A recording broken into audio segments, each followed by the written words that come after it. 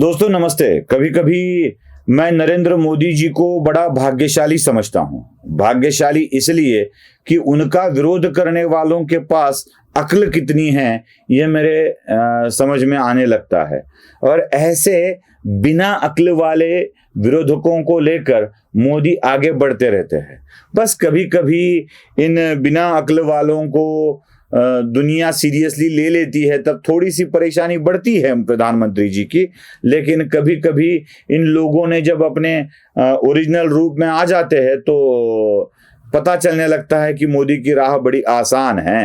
मोदी को कुछ खास करने की जरूरत नहीं, बस काम करते रहना है, इनको उजागर करने की जरूरत नहीं है। पहले मुझे दिखाना है आपको राहुल गांधी को। राहुल गांधी, अब इनके बारे में क्या कहना भाई, ये बड़े विश्व स्तर के नेता है। इनका गणित ही कुछ बिगड़ा हुआ है, उनका कुछ अलग ही गणित है। शायद वो आज की शिक्षा व्यवस्था पर विश्वास नहीं करते हैं, उनके सारी चीजें गड़बड़ा जाती है। राहुल गांधी दावा करते हैं कि एक तो पहले उन्हें समझ में नहीं आता है कि बजट पास हुआ या बजट पेश हुआ, उसमें वो गड़बड़ा जाते हैं। जरा सुन लीजिए। आज बजट पास हुआ, पेश हुआ, उसमें आप देखिए बजट का पूरा लक्ष्य 25 लोगों को फायदा पहुंचाने का। आपको थोड़ा सा दे देंगे, कह देंगे भैया ये लो थोड़ा सा टैक्स माफ कर लेंगे, मगर अगर आप बजट का लक्ष्य देखेंगे तो हिंदुस्तान का धन 20-25 अरबपतियों को देने का है। हिंदुस्तान में 50% पिछड़ा वर्ग है, 15% दलित है, 8% आदिवासी, 15% माइनॉरिटी और मान लो 5% गरीब जनरल कास्ट के लोग। प्राइवेट अस्पतालों के मालिक देखो, प्राइवेट कॉलेजेस यूनिवर्सिटीज के मालिक देखो, बड़ी बड़ी कंपनियों के मालिक देखो, बड़े बड़े जजेस की लिस्ट निकालो और मुझे दिखा दो पिछड़े वर्ग के कौन है, दलित कौन है, आदिवासी माइनॉरिटीज के कौन है, गरीब जनरल कास्ट के कितने हैं। वही चुने हुए लोग हैं, उनके मित्र हैं, वो सब उनको मिलता रहता है। 90 लोग बजट बनाते हैं, जो आपका पैसा बटता है, आज बटा है, 90 लोगों ने निर्णय लिया है। सुना। अब इनका दावा है कि यह बजट 25 लोगों को फायदा पहुंचाने वाला है। फिर यही दावा करते हैं 20 से 25 लोगों को फायदा पहुंचाने वाला है। यही दावा करते हैं कि 25, 20, 25 और 90 लोगों का फायदा करने वाला है। 90 लोगों ने इसको मिलकर बनाया है। जरा वही बातें सुन लीजिए आप। बजट का पूरा लक्ष्य 25 लोगों को फायदा पहुंचाने का। आपको थोड़ा सा दे देंगे, कह देंगे भैया ये लो थोड़ा सा टैक्स माफ कर लेंगे, मगर अगर आप बजट का लक्ष्य देखेंगे तो हिंदुस्तान का धन 20-25 अरबपतियों को देने का है। बड़े बड़े जजेस की लिस्ट निकालो और मुझे दिखा दो पिछड़े वर्ग के कौन है, दलित कौन है, आदिवासी माइनॉरिटीज के कौन है, गरीब जनरल कास्ट के कितने हैं। वही चुने हुए लोग हैं, उनके मित्र हैं, वो सब उनको मिलता रहता है। 90 लोग बजट बनाते हैं, जो आपका पैसा बटता है, आज बटा है, 90 लोगों ने निर्णय लिया है। सुना। अब मुझे राहुल गांधी का एक हिसाब आपको समझाना है। मतलब पहले उन्हें 25, 20, 90 कुछ समझ में नहीं आता है। फिर राहुल गांधी कहते हैं 50% पिछड़ा वर्ग है। जरा वो वाला वाक्य आपको सुनना है, सुन लीजिए, बाद में मैं समझाता हूं। हिंदुस्तान में 50% पिछड़ा वर्ग है। सुना। राहुल गांधी कहते हैं 50% पिछड़ा वर्ग इस देश में है। राहुल जी, आपके पिताजी, आपकी दादी जी, आपके परदादा लगभग देश पर 40-45 साल आपके ही घर में राज चलता आया है। और ऐसे में आज भी आप 50% पिछड़ा वर्ग है ऐसा मानते हैं, गरीब वर्ग है ऐसा मानते हैं। लेकिन यहां भी आपका गणित चरमरा जाता है।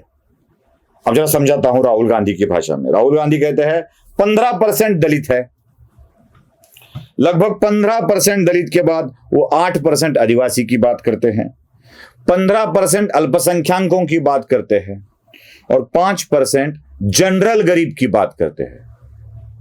अब ये इसको टोटल मिलाया जाए तो हो जाता है 43%।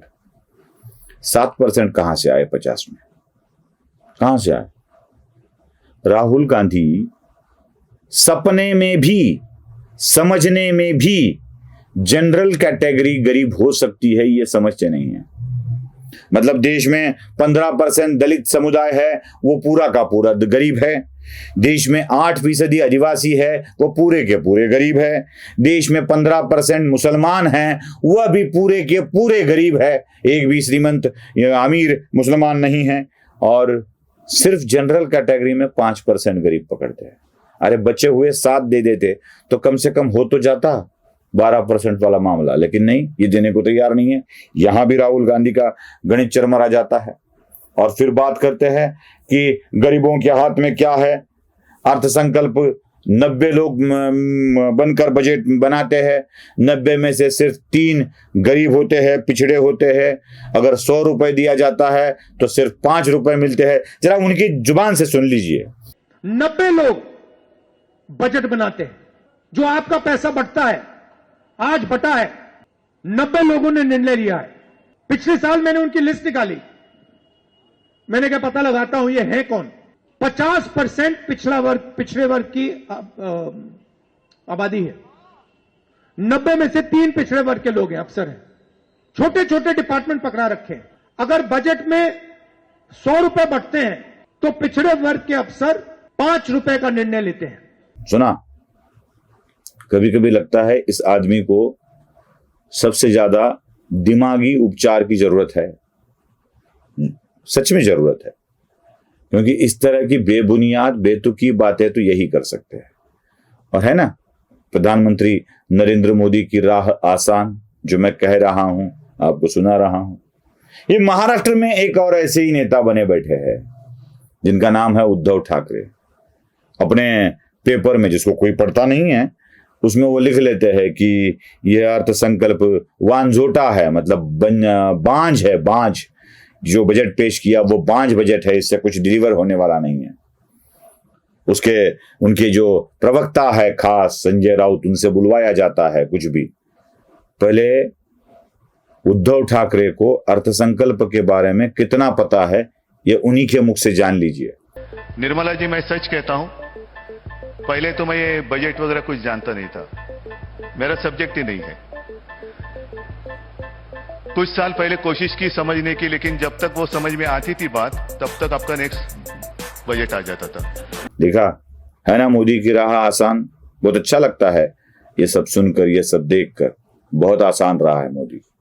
और उनके संजय राउत, जिनको यह बजट समझने में ही 72 घंटे 3 दिन लग जाते हैं, जरा उन्हीं के मुख से सुन लीजिए। मराठी में कहा है, सुन लीजिए। अर्थसंकल्प समजायला किमान 72 तास लागतात। बाईने अर्थसंकल्प वाचला आणि ताबडतोब आम्हाला कळलं, हे कोणी म्हणत असेल तर ते मूर्ख आहेत। किमान 72 तास लागतात अर्थसंकल्प नीट समजून घ्यायला। सुना, अब ऐसे लोग होने के बाद मोदी की राह तो आसान ही होगी। दरअसल मोदी विरोधकों को ही इकट्ठा करके उनको ट्रेनिंग देने की जरूरत है, और विरोध कैसे किया जाता है यह समझाने की आवश्यकता है। तब तक तो भाई मोदी की बल्ले बल्ले है। नमस्ते।